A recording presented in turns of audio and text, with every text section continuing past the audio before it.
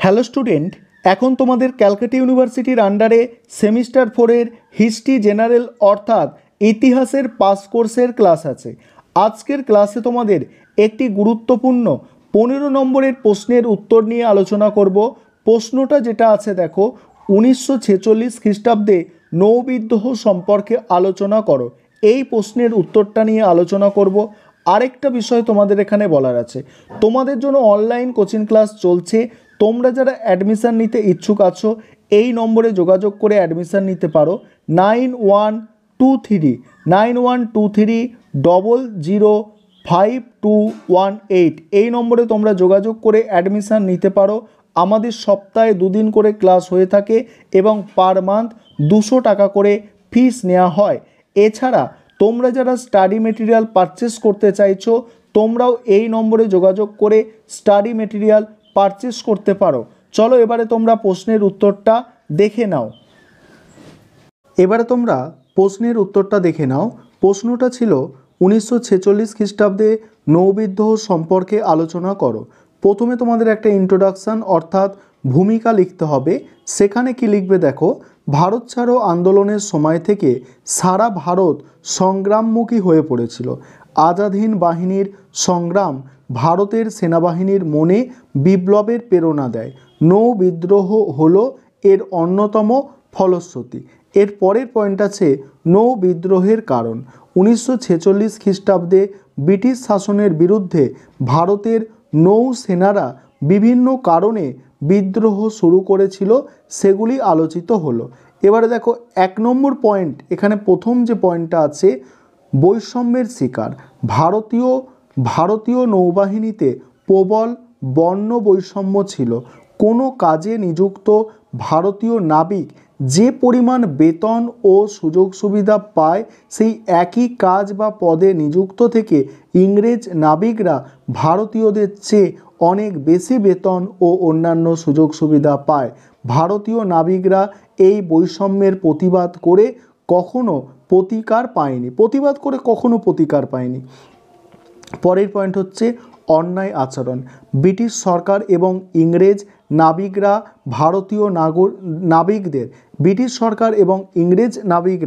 ভারতীয় নাবিকদের প্রতি বিভিন্ন অন্যায় আচরণ করত। ইংরেজ অফিসার ও নাবিকরা ভারতীয় নাবিকদের অশ্লীল ও অভদ্র ভাষায় গালিগালাজ করত। শুধু ভারতীয় হওয়ার অপরাধে ভারতীয় সেনাদের এই সব লাঞ্ছনা ভোগ করতে হতো। পরের পয়েন্ট আছে নিম্নমানের খাদ্য সরবরাহ। সেখানে কি বলা হচ্ছে দেখো, ভারতীয় সৈন্যদের অসন্তোষের অন্যতম কারণ ছিল তাদের নিম্নমানের খাদ্য সরবরাহ। ইংরেজ অফিসার ও কর্মচারীরা যথেষ্ট ভালো খাবার পেলেও সরকার ভারতীয় নাবিকদের অত্যন্ত নিম্নমানের খাবার দিত। তীব্র প্রতিবাদেও এর কোনো সুরাহ না হওয়ায় তাদের মনে ক্ষোভ পঞ্জীভূত হয়েছিল। পরের পয়েন্ট হচ্ছে সেনাবাহিনীর পদোন্নতি। 1939 খ্রিস্টাব্দে দ্বিতীয় বিশ্বযুদ্ধ শুরু হলে প্রচুর ভারতীয়কে নৌবাহিনীতে নিয়োগ করা হয়। কিন্তু যুদ্ধের পর অতিরিক্ত সেনার প্রয়োজন না থাকায় সরকার বহু সেনাকে চাকরি থেকে বরখাস্ত করে। এতে তারা বেকার হয়ে যায়, ফলে নৌবাহিনীতে ক্ষোভের সঞ্চার হয়। পরের পয়েন্ট হচ্ছে বিশ্ব পরিস্থিতি সম্পর্কে ধারণা লাভ। দ্বিতীয় বিশ্বযুদ্ধের সময় ভারতীয় নৌসেনারা বিদেশের বিভিন্ন স্থানে যুদ্ধ করতে গিয়ে বিভিন্ন পরিস্থিতি সম্পর্কে অভিজ্ঞতা লাভ করে। ফলে বিদেশের পরিস্থিতির দ্বারা ভারতীয় সেনারা প্রভাবিত হয়। পরের পয়েন্ট আছে আজাদ হিন্দ সেনার বিচার। সুভাষচন্দ্র বসুর নেতৃত্বে আজাদ হিন্দ বাহিনীর সংগ্রাম ভারতীয় নৌসেনাদের খুবই অনুপ্রাণিত করেছিল। আজাদ হিন্দ বাহিনীর আত্মত্যাগ এবং ভারতের স্বাধীনতার জন্য এই বাহিনীর সংগ্রাম ভারতের নৌসেনাদের নতুন দিশা দেখায়। নৌবিদ্রোহের তদন্ত কমিশনের রিপোর্টে নৌবিদ্রোহের কারণ হিসাবে আজাদ হিন্দ ফৌজের প্রভাবের কথা উল্লেখ করা হয়। পরের পয়েন্ট হচ্ছে বিদ্রোহের বিস্তার। 1946-এর 18 ফেব্রুয়ারি মুম্বাইয়ের তলোয়ার নামক জাহাজে ভারতীয় নৌসেনারা খারাপ খাবার দেওয়া, শ্বেতাঙ্গ অফিসারদের অপমানজনক ব্যবহার প্রভৃতির প্রতিবাদে অনশন শুরু করে। ক্রমশ এই বিক্ষোভ মুম্বাইয়ের বাইরে অন্যত্র ছড়িয়ে পড়ে।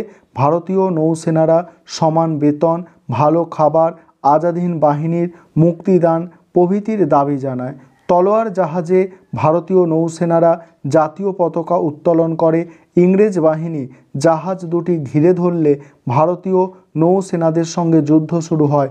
ক্রমশ মুম্বাইয়ের নৌসেনারা দেশের অন্যান্য অঞ্চলে ছড়িয়ে পড়ে। করাচি সহ দেশের বিভিন্ন বন্দরে ৭৮টি যুদ্ধজাহাজ বিদ্রোহ দেখা যায়। মুম্বাই শহরে কমিউনিস্ট ও কংগ্রেস দল এই বিদ্রোহের সমর্থন জানায়। অপরদিকে বিমান বাহিনী ধর্মঘট শুরু করে। দেশের বিভিন্ন অঞ্চলে কৃষক ও শ্রমিক আন্দোলন বৃদ্ধি পায়। শেষ পর্যন্ত বল্লভভাই প্যাটেল সহ অন্যান্য কংগ্রেস নেতাদের পরামর্শে নৌবিদ্রোহ বন্ধ করা হয়। পরের যে পয়েন্ট আছে নৌবিদ্রোহের তাৎপর্য বা গুরুত্ব, সেখানে কি বলা আছে দেখো, যে ১ নম্বর পয়েন্ট আছে যে ব্রিটিশ শাসনের অবসান ঘোষণা। নৌবিদ্রোহ যেভাবে ভারতে ব্রিটিশ শাসনের মৃত্যু ঘণ্টা বাজিয়ে দিয়েছিল তাতে সন্দেহ নেই। ভারতীয় সেনাদের ওপরে নির্ভর করে আর যে ভারত শাসন করা সম্ভব নয় একথা ব্রিটিশ সরকার স্পষ্ট বুঝতে পারে। তারপর পরের পয়েন্ট হচ্ছে মন্ত্রী মিশনের আগমন। রজনীপাম দত্তের মতে নৌবিদ্রোহের ফলে আতঙ্কিত ইংরেজ সরকার শান্তিপূর্ণ উপায়ে ক্ষমতা হস্তান্তরের জন্য কংগ্রেস ও মুসলিম লীগের সঙ্গে আলোচনা করতে মন্ত্রী মিশনকে ভারতে পাঠায়। 18ই ফেব্রুয়ারি নৌবিদ্রোহ শুরু হয় এবং পরের দিন ভারতে মন্ত্রী মিশন পাঠানোর কথা সরকারিভাবে ঘোষণা করা হয়। তারপরে আছে ভারত ত্যাগের ভাবনা। ভারত ত্যাগের ভাবনায় কি বলা হচ্ছে দেখো, কোনো ঐতিহাসিক বলেন নৌবিদ্রোহে ভারতীয় সেনা ও সাধারণ মানুষ এক আদর্শে একসঙ্গে মিশে যায়। ভারতে এইরূপ আরও একটি বিদ্রোহ শুরু হলে তার পরিণাম যে কি ভয়ঙ্কর হবে তা বুঝতে পেরে ব্রিটিশ সরকার শীঘ্রই ভারত ত্যাগের কথা ভাবতে শুরু করে। মূল্যায়ন। নৌবিদ্রোহের বিভিন্ন গুরুত্বপূর্ণ দিক থাকার সত্ত্বেও কোনো পণ্ডিত ও ঐতিহাসিক এর সমালোচনা করেছে এবং বিদ্রোহের বিভিন্ন সীমাবদ্ধতা উল্লেখ করেছেন। দেখো, অমলেশ ত্রিপাঠীর মতে, ঐতিহাসিকদের মতে নৌবিদ্রোহ সাধারণ জনমানসে বিশেষ ছাপ ফেলতে পারেনি। গ্রামাঞ্চলেও এই বিদ্রোহের কোনো প্রভাব পড়েনি।